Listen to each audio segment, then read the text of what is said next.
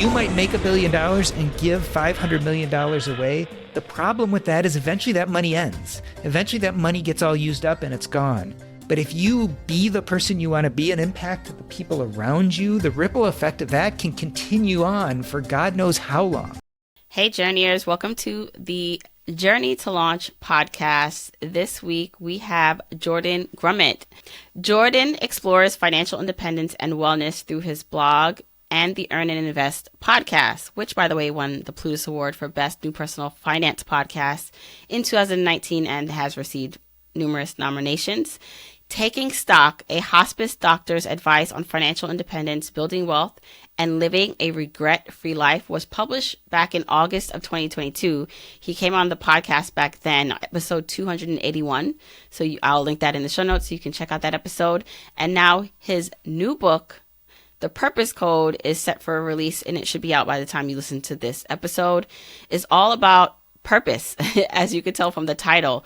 But Jordan has basically committed his life's work now to understanding purpose and helping us understand our purpose. So welcome to the podcast again, Jordan. Jamila, it's so great to be back here amongst the journeyers. Yes. And I mean, I didn't say this specifically, but in your Taking Stock, the book title, it says a hospice doctor advice. So you were a hospice doctor, and I think, when in our first conversation on the podcast, episode 281, you talked a lot about that, because you were talking about that book. But now your new book is all about purpose, and I wanted to understand the connection between the two. So and you talk about money and financial independence, and you came from this world where you were a doctor. And now we are talking about something a little bit different, but very interconnected. So can you explain for you what that connection is?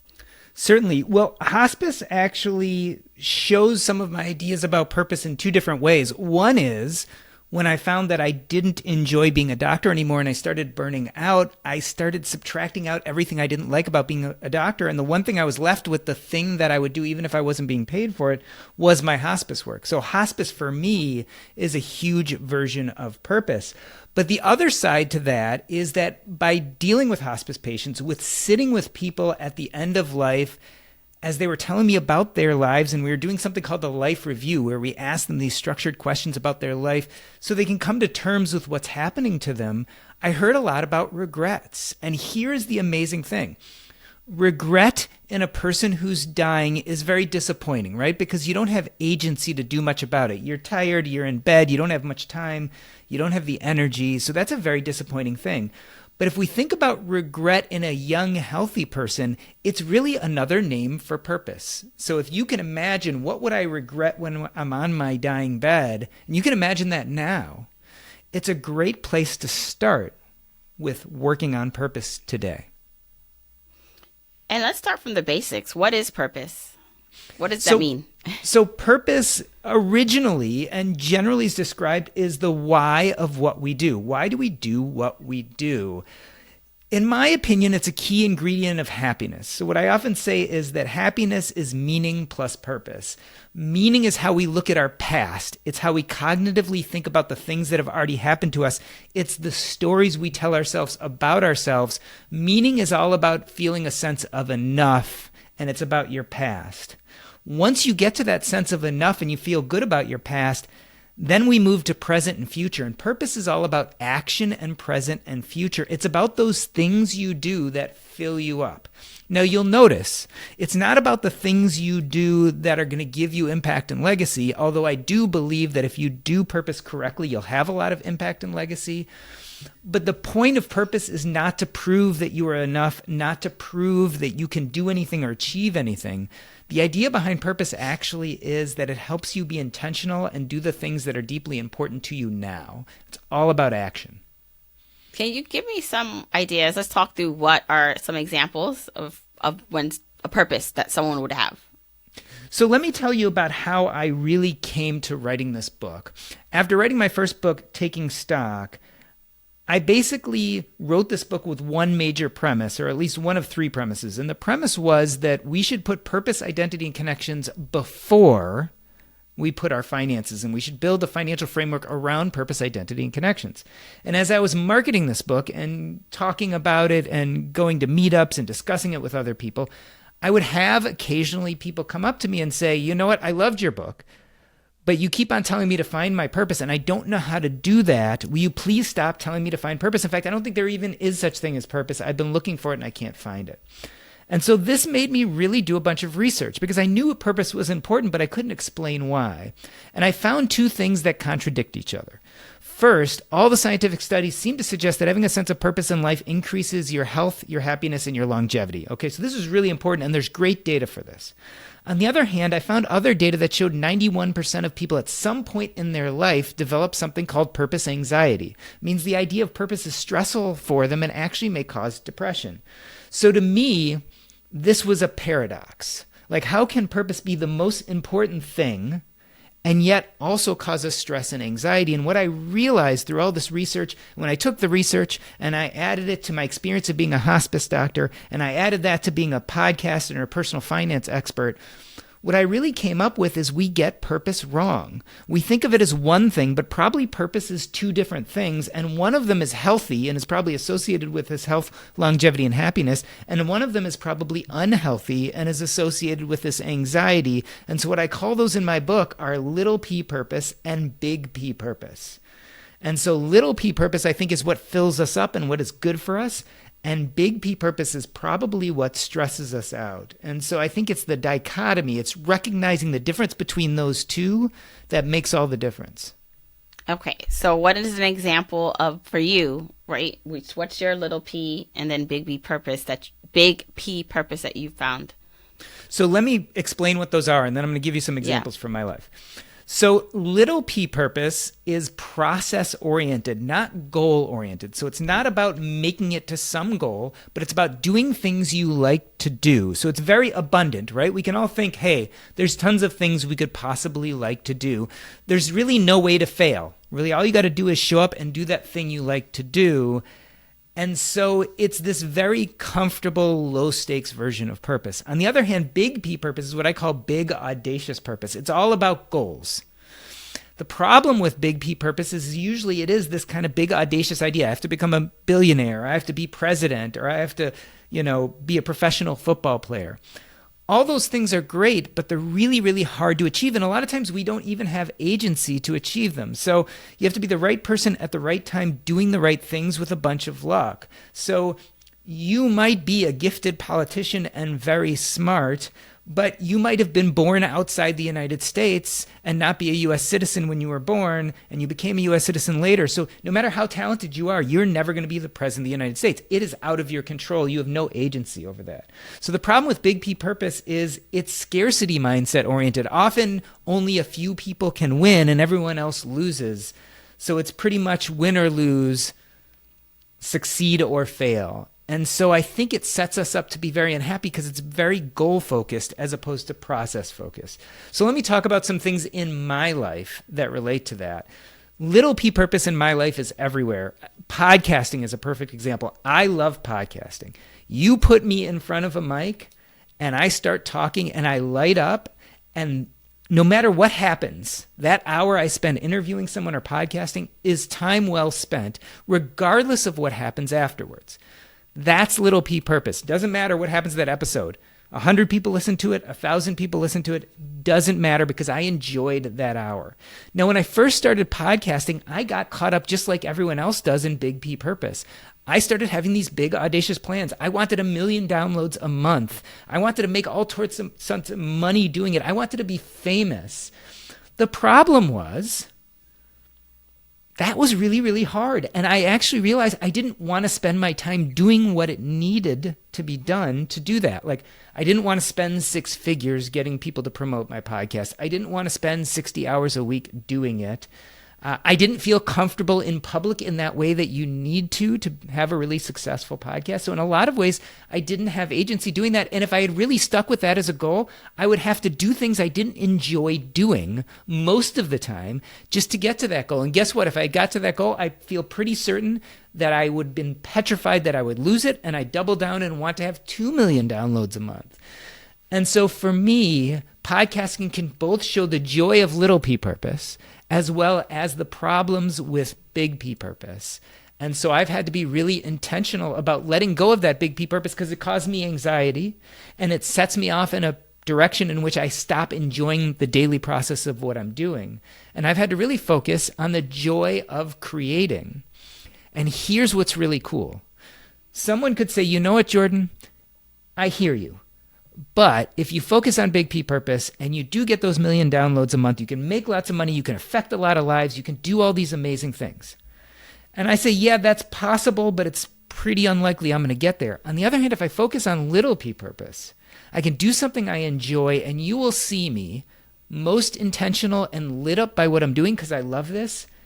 And you and I will work together and we'll collaborate. And when you write a book, I'll have you on my podcast. And when I write a book, I'll be on your podcast.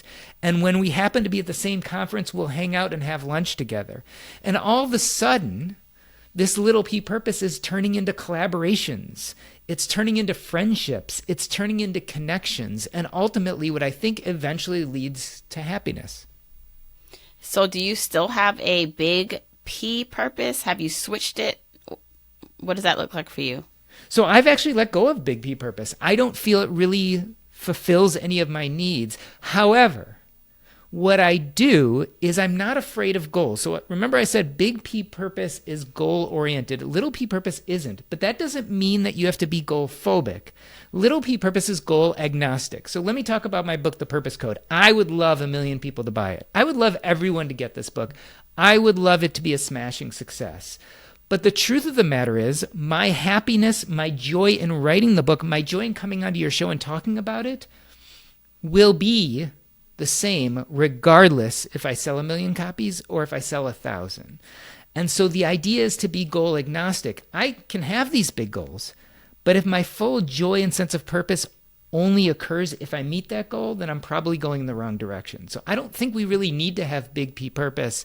I think your success and even some of these bigger goals is a happy side effect of being really intentional and doing the things that light you up. I love that, differentiation between the two because I'm, wondering for anyone listening, like that kind of alleviates, hopefully, some of the pressure we put on ourselves to accomplish like the big goals that we do want. And so is it that do you feel like some people or many people should let go of the big P or big P goals? The big P purpose is still important, but it depends on your mindset and where you are. Like how does one decide, like, should I keep holding on to this big P or should I let it go? Let it go. I don't think big P purpose actually serves anyone. I think, again, you can have big goals, but if the goal is the only importance, then you're probably doing the wrong thing. And here's how I would put it. Let's go back to the podcasting. My big goal, my big audacious purpose could be to get to the 1 million downloads a month.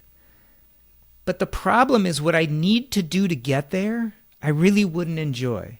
So let's say I spent 95% of my time getting there, doing things that maybe didn't feel comfortable or felt solicitous or things that really weren't a good use of my time. I might get to that big P purpose, but I spent 95% of my time doing something I didn't like for that 5% that I hit that moment that felt great when I met that goal. But that only lasts a short period of time because after you meet that goal, you hedonically adapt to whatever it is. And then you either have to double down and create another big goal and then spend 95% more of your time doing stuff you don't like to get there. Or you get petrified that you're going to lose it, that all of a sudden I had 1 million listeners, but a bunch dropped off because I went to once a week instead of twice a week because I was exhausted and I didn't want to put out 2 episodes. But now I have to go back to 2 times a week because I can't have, all the numbers go down, et cetera, et cetera. So the point being is I just don't think we need to really make it about big P purpose. The reason people love big P purpose is because they think that is the way to impact and legacy. But my argument in the book is actually we have a deeper impact and more legacy when we focus on little P purpose, even though that's a little counterintuitive to people. But it tracks because as I'm thinking about sports or athletes or just, I think about the process. And for a lot of athletes, especially, starting young and working your way up to become great in something, You have to fall in love with the process of working.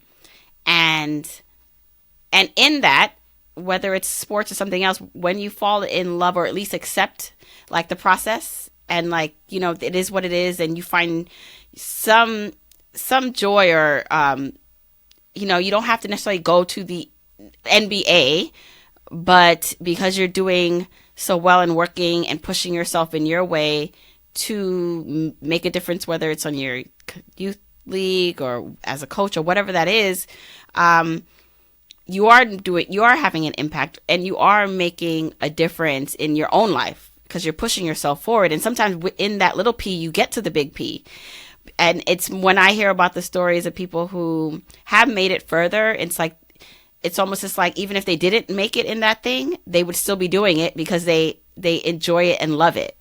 So it's almost like a catch-22 when people like try to start from the top and say, well, that's what I want. That's the only thing that I want, versus actually I'm going to fall in love with like who I need to become and the process that no matter what, if that goal comes to fruition or not, I would have fulfilled what my life's work is, even if there's not a million people cheering me on, like when it happens. It's like, I just have to cheer myself on. Yeah. It's funny. And let me try to put this in terms of an example like running, right? So a lot of people will say, I'll be happy when I run the marathon, right? So it's an experience or a goal, and they think that's going to make them happy. That's one group. Another group says, I want to be a runner, so I'm going to buy expensive shoes and I'm going to get a tracker. So they're trying to spend money to get to be who they want. The other group is trying to achieve a goal to get to who they want. But I would argue, if you become a runner, if that's what you do and what you enjoy, and you enjoy the process of doing it, if you become the person you want to be, the goals come and go, but it's being that person. The spending you do on the thing comes and goes and makes you briefly happy for a moment or two. But what gives you that deep, enduring happiness is being the thing you want to be. And so rarely is being the thing you want to be depends on the goal, right? It's more about being in the process and doing the thing. You don't become an author when your first book comes out. You become an author or writer when you start enjoying the process and sitting down and doing the writing. Same with a podcaster. You don't become a podcaster when, you've had your millionth download. You become a podcaster when you sit down on a regular basis and become the person who does the thing. And so a lot of the times, that's why process to me is so important, because it really relates eventually to identity. It's who we are. It's when we are the person who does the thing, not necessarily what we achieve.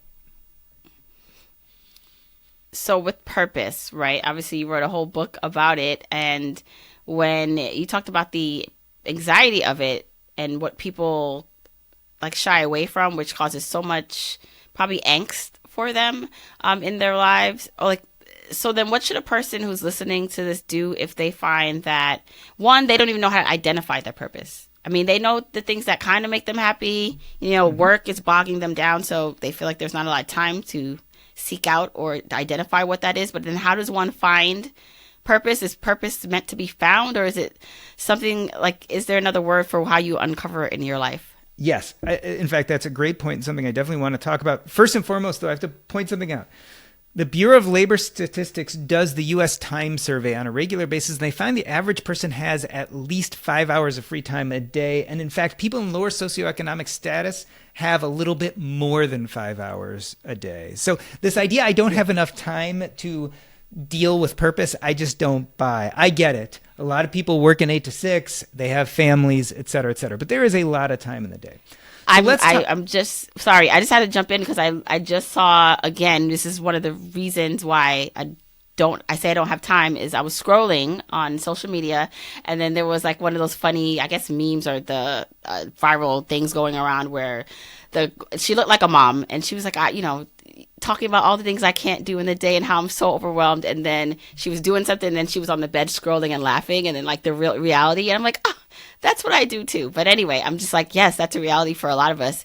But I will say that maybe whatever mental like decompression, like when I drop my kids off or when I finish a task, even talking to you, I typically need a like downtime where it feels like, that's taken away from my time to do productive things, because I need a break from whatever task I just finished doing. But anyway, go ahead. So let's talk about this idea of purpose. Do you find your purpose? I actually make the argument that we don't find purpose, we create or build purpose. But it is true. You'd have to understand what those inklings are, those beckonings of what we should build purpose around. So what I call those are purpose anchors. And so what we're really talking about is not how do I find purpose, but how do I find these anchors to build purpose around? And there's some really basic ways to do this, which I talk about in the book. I mentioned 4 or 5, and there's some exercises in the book that show you exactly how to do this. But let me run through a few of them. If you read my last book, Taking Stock, I talk a lot about the life review. This is a structured series of questions that we go through with dying patients to help them review their lives. Questions like, what were your biggest successes? What were your biggest failures? Who are the important people in your life? And very importantly, what do you regret? And so in a dying person, regret is very disappointing, right? Because they don't have the agency to accomplish these things. But in a young, healthy person, regret is another name for purpose. So a life review is a great way to start looking at what are some of the purpose anchors I can build purpose around. Specifically, if I found out I was going to die tomorrow, what would I regret never having the energy, courage, or time to do? The answers to that question are a great place to start thinking about purpose. So that's the life review. Another one, which I also talked about in my last book, is the art of subtraction. Let's say you go to an 8 to 6 and you don't like your job. What I tell people is make a list of every single thing you do at your job and start scribbling out everything you hate and see what's left.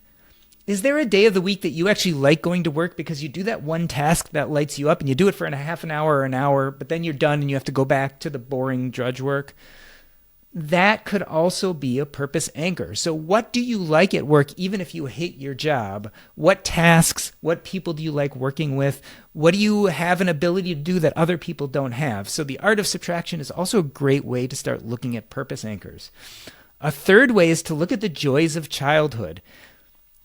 Have you ever gone back and looked at your childhood room in your memory or in your parents' house, if it still exists, and looked at what posters were up, what trophies you won, what are the drawings on the wall? A lot of times we have these joys of childhood that we put aside when we decide we're going to become adults and do adult things.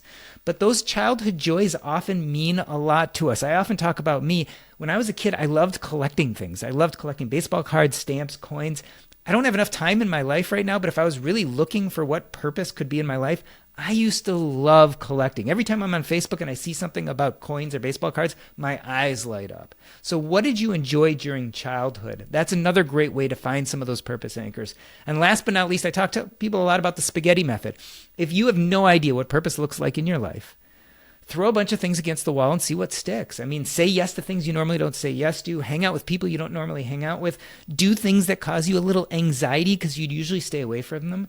And see what brings you joy. We're not talking about something major here. We're just trying to figure out what are the things you could do where you'd enjoy the process of, and it would be a good use of your day. Once you do that, once you have these anchors or inklings, then's the hard work. You have to build a life of purpose around those. That's what I call the climb. It's the process of building that life of purpose around these anchors.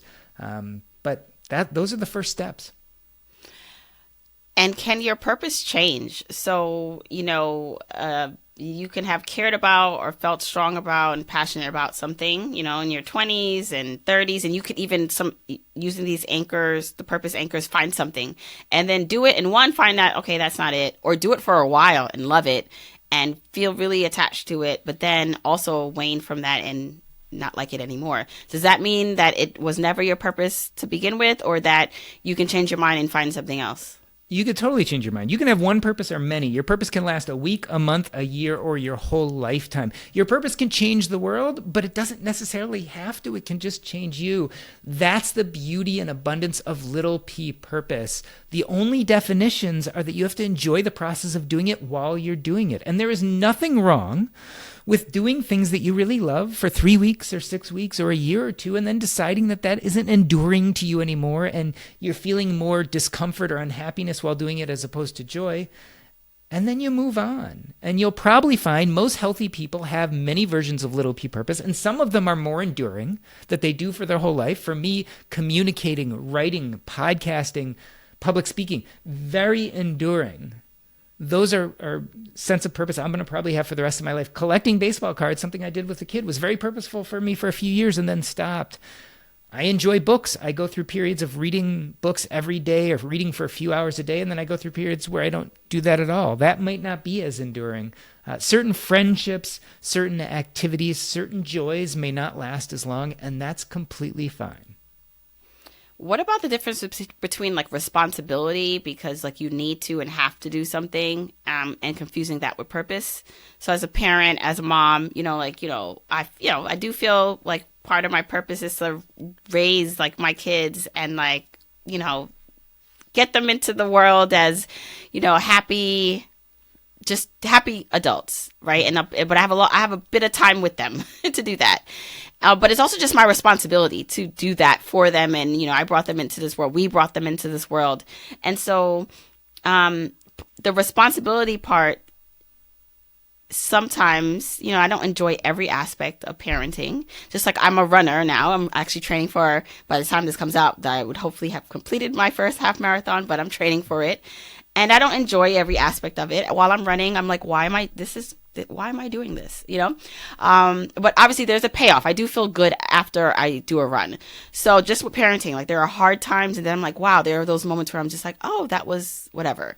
So the parenting part goes back to the responsibility where it's just, I'm responsible to do this. And then the running part reminds me just of like, that's not all enjoyable. Like I don't always enjoy that process. So how does one, differentiate between like what's responsibility and then even like, what if I don't enjoy this thing? Is it still my purpose? So let's break those up because they're two different things. Yeah. Let's first talk about the running. I don't enjoy every bit of podcasting. There are times when I don't enjoy editing. There's times when there's parts of it I don't enjoy. But ultimately, I have complete control over the activity. If I decide not to edit, I don't have to. If I decide not to do it anymore, I don't have to.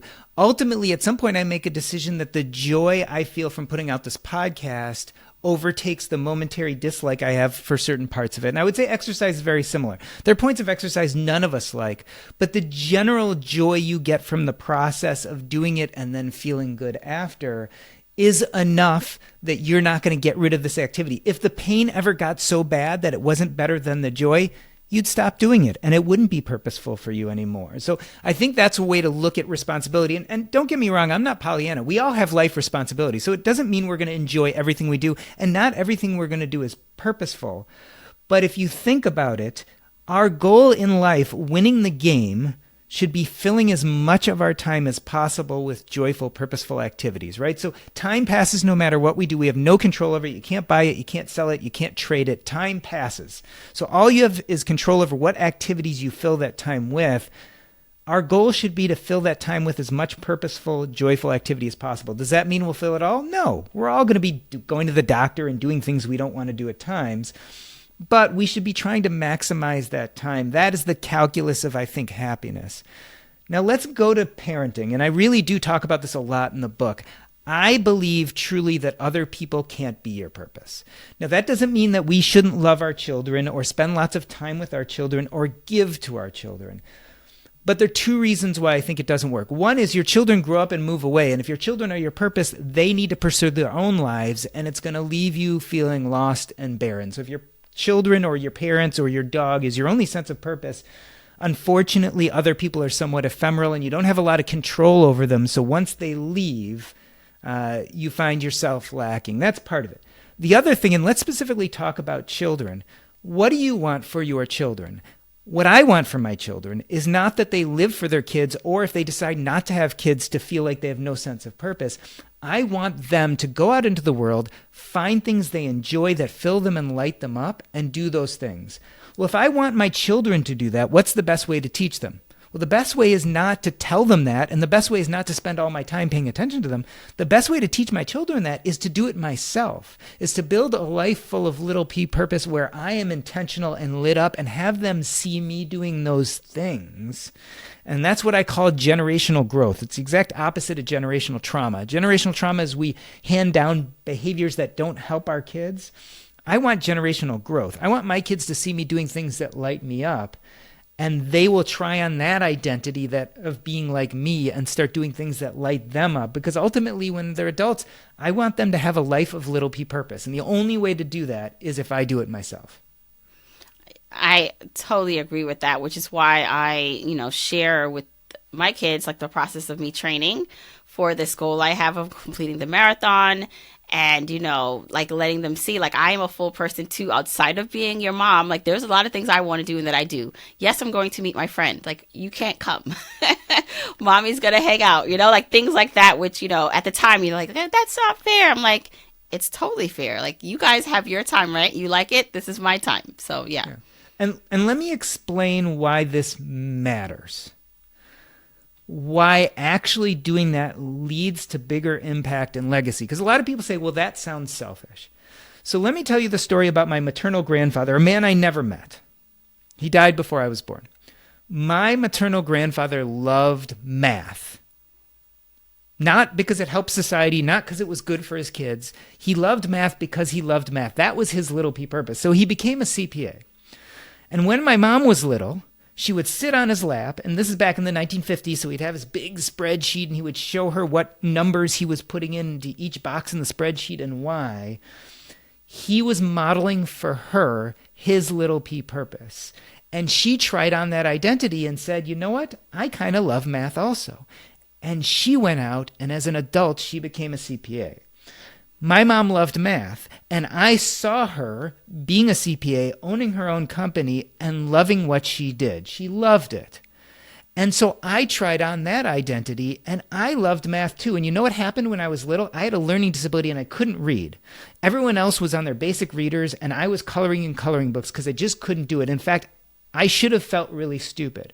But I didn't feel stupid. You want to know why? Because I was really good at math. And so I knew if I was good at math and I could process that and do well at that, I must be okay. I eventually got over this learning disability, became a doctor, and I was once seeing a patient in the hospital who got admitted deathly ill. He kept on getting admitted. No one could tell why. He was dehydrated, really sick.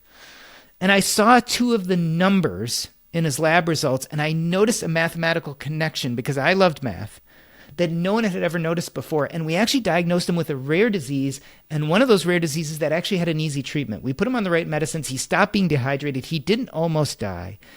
And that guy was a pastor at a local church who brought in homeless children and gave them social services and food.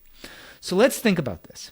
My maternal grandfather, who I never met, who died in the 1960s, his love of math directly relates to some kid in 2024, hundreds and hundreds of miles away, getting support at the worst time in their life.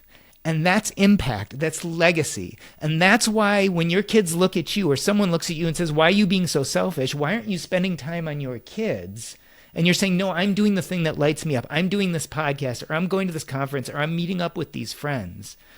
What you're doing is you're practicing little p purpose, and you're creating this generational growth. You're actually creating your impact and legacy that will probably far outlive you. I love that. Was a really beautiful story. And how important is it for us to actually connect those dots? Because the connection and your impact still would have still happened if you did not connect it back to your grandfather. But I do think awareness is so helpful, because then it continues to validate, like the choices that we've made and what has been done in the generations or whatever before us. But there are probably things that we are doing now as adults that there was like a passed down, like, positive thing that happened that started way before us, but we don't even know the connection. So you happen to know the history and your connection, so you can make that. And I think that is profound for you, because then you can literally, it's a story you can tell and validates what you're doing. And I think of like so many things in our life that we don't even know. We just don't know what we don't know. And how important is that us to know it, what it is and why we're doing it, versus to let it be and to not have to know. Well, here's what I'm trying to convince people. I'm trying to give you permission to practice little p purpose, even though you might not see the immediate impact and legacy. So the point being of my maternal grandfather is he was just doing what he loved. And if you read my book, the beginning story is actually about a guy who ran an antique store and decided to sell baseball cards because he was passionate about it and it excited him. And he created a community for people like me, nerds, geeks, losers who didn't have a community. And it positively impacted us, and we went out into the world and changed that world. The point is, when you do this little P, you might not see all the ripples. But when you do what lights you up, you attract people to you like a moth to a flame. People see you at your best. And they want to, other people who have interests similar to yours are going to want to collaborate. And they're going to want to learn from you. And they're going to want to teach you.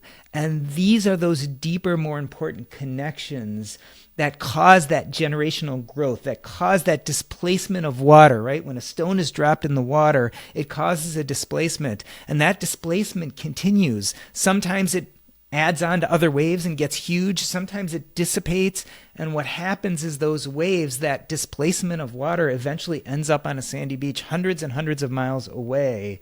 You might not see it, but I want to give you the courage to be involved in Little P Purpose. A, because it's going to impact other people long term, and B, it's going to give you a greater sense of happiness and connectedness. I mean, the studies are clear. We talk about things like money and happiness, and there's all sorts of studies about money and happiness, and we can argue about why they're good or bad. But one of the greatest studies about happiness was the Harvard Adult Health Study. And they took people back, I think, in the 1920s and 30s, and they took a bunch of Harvard students. And then they added on about 1,500 of their family members. And then eventually they added on a bunch of controls from Boston who weren't part of the Harvard community. And they literally interviewed these people every 2 years. And they eventually did MRIs on them and did EEGs and drew blood every so often, interviewed their family members. And after 70 years of watching these people throughout the whole time, they tracked their income, they tracked their happiness, they tracked everything. After 70 years, they found the thing most connected to happiness was not money. It was not achievements. It was not accolades. And I'll let the cat out of the bag. It wasn't even purpose. You know what it was? It was interpersonal connections and community. It was the people. The argument I make in the book is we know through studies that purpose improves health, longevity, and happiness. I think the Harvard study tells us that the way it does that is through interpersonal connections. If you follow this idea of Little P Purpose, you will connect with other people. You'll form communities. And that ultimately is what's going to bring you a sense of happiness. That's like that's the real gift, or the real nugget there, is like the purpose leads you to deeper connections with yourself and other people around you. And that leads to impact. So you might not see it, but we know it's there. We know through stories like my maternal grandfather. We know through stories like the guy who owned the antique store that I tell the story about in the beginning of the book. Those stories are there, and so we don't always see them, but I want to give people the confidence to know that that's where their true impact lies. You might make $1 billion and give $500 million away. The problem with that is eventually that money ends. Eventually that money gets all used up and it's gone. But if you be the person you want to be and impact the people around you, the ripple effect of that can continue on for God knows how long. How should we think about, or, connecting this directly back to money? And, I know for a lot of purpose, like it doesn't involve money necessarily, like you don't have to spend money, but then some people may think, well, in order to fulfill or find my purpose or create my purpose, it involves money that I don't have or have to create, this space for. What are some advice around that when people maybe feel already strained or don't feel like they have enough? Yeah. So let's have the difficult, complicated conversation about privilege. So a lot of people come to me and they say, you're a doctor, you're financially independent. Well, you have lots of privilege. Of course you have time and energy to think about purpose. And here's my answer to that. We often mistake money as the only tool in our tool belt. We think that money is the end-all, be-all. But the truth of the matter is money is just one useful tool, but we have access to all sorts of other tools. So we not only have money, but we have our youth, our energy, our communities, our skills, our passions, and countless more. So if you take your 22-year-old, let's say they went to college, maybe they didn't. They're working 8 to 6 in a job they hate. They're just barely making enough money to cover their food. And they're looking at me and saying, yeah, that's a real privileged take, but I don't have that time and energy and I don't have that money. How am I going to live a life of purpose? Well, I would say at 22 years old, you might not have a lot of that tool of money, but you have some other tools. You have your youth, you have your energy, you probably don't have a mortgage, you maybe don't have kids yet. you have a lot of tools at your disposal. So maybe you do work that 8 to 6 Monday through Friday, but because I'm 51 and you're 22, you have a little more energy than me. And because I have kids and all these responsibilities on the weekend and you don't have those yet, maybe you can spend 3 hours a week on Sunday doing something you're passionate about that maybe also is a side hustle. Take something you really like, see if you can turn it into a side hustle, and whatever it is, the only important thing is you really like doing it for those 3 hours a week. And let's do that for 6 months. One of two things either happens. One is maybe you make a little money, and that gives you a little margin, and you can work 9 to 5 instead of 8 to 6. Maybe you can work Monday through Thursday instead of Monday through Friday. That margin gives you some power. Maybe you even get better at it, make more money, and you can leave that job totally or go to half-time. Let's look at the other side. What if you do that thing and you make no money? Well, after 6 months, you made no money, but guess what? You just added in 3 purposeful hours to your life every week that weren't there. So in the calculus of your life, you want to fill as much of your time as possible with purposeful activities. You've now added in 3 purposeful hours every week for the last 6 months. Either way, you win. So we have all these tools. We have to use them. And then we have some levers, right? So the tools are things like your money, your energy, your time, your joys, your passions, your community, your family. Those are all your tools. But then we also have some levers. In the book, I talk about 3 of them. I talk about the joy of addition, the art of subtraction, and substitution. So the joy of addition, well, that's the case where you do that extra side hustle for 3 hours a week. It doesn't make any money for you, but you added in something purposeful for your life. The art of subtraction, well, that's where you get rid of something you don't like or you loathe. Maybe at work, there are parts of it you don't like. Maybe you can get rid of some of that. Maybe you can get rid of those things that you don't enjoy and yet still remain employed and still be of service to the job. And so if the joy of addition, the art of subtraction don't work, then substitution. If you hate your job, maybe it's because your boss. See if you can work for the same company but for a different boss. If you hate your job but you hate the activity, see if you can keep your job but do a different activity. If you hate your job because you hate the company you work for, see if you can do the same thing for a different company. I'm not saying it's easy. This is going to be hard. You have to build a life of purpose, which means you are going to have to work at this. But there are options. You have these tools and these levers. And we know from the U.S. Time survey, you have some time. You've got to use them. Oh, I love that. Jordan, I mean, this conversation, I mean, I really hope someone listening is more inspired to find those little P's in their life, create the little P's in their life with just a lot of things you mentioned. But I know that reading your book will definitely really help them. So please tell everyone where they can find your book and more about you. The best way is to go to jordangrumet.com. That's JORDANGRUMET.com. There you will find links to both my books, as well as you can find the books on Amazon or anywhere books are sold. You can also find links to my podcast, the Earn and Invest podcast. There's a financial blog. I have a Substack called The Purpose Code that discusses the things that are in the book. So all of that you can get at jordangrumet.com. And I will link all of that in the episode show notes. Thank you so much, Jordan, for coming back on the show. Thank you so much for having me. The one thing I want to leave all of your listeners with is optimism. You can do this. What a great way to end. Thank you.